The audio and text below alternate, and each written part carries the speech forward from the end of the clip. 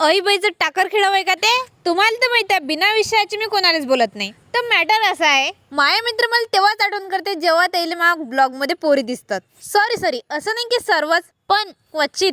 पाहिन बा साक्षी, आमच्या इकडे लक्ष दे जरासं. म्हणून त्याला असे म्हणतास तुम्ही बाईचं टाकर खेळणं आहे ते. तर आपल्या इथं झालं ऐन शाळेत जायच्या वेळेस बर्थडे सेलिब्रेशन. कोण जाणे कुठून आज दिवाळीसारखा दिवस निघाला ना आमच्या हॉस्टेलवर भेटला आज जेवाले फुकट बरा.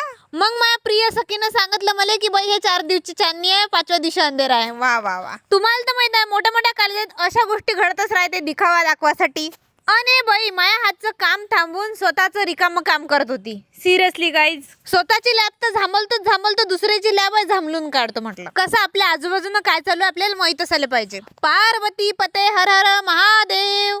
तर जय श्रीराम मित्रांनो, तुम्हाला तर माहित आहे एका बर्थडे केक न आपलं काही होत नाही, म्हणून अजून एक रात्री बर्थडे केक होणार आहे. त्याचा एक दुसरा व्हिडिओ येणार आहे, तो पण तुम्हाला पाहायला मिळेल.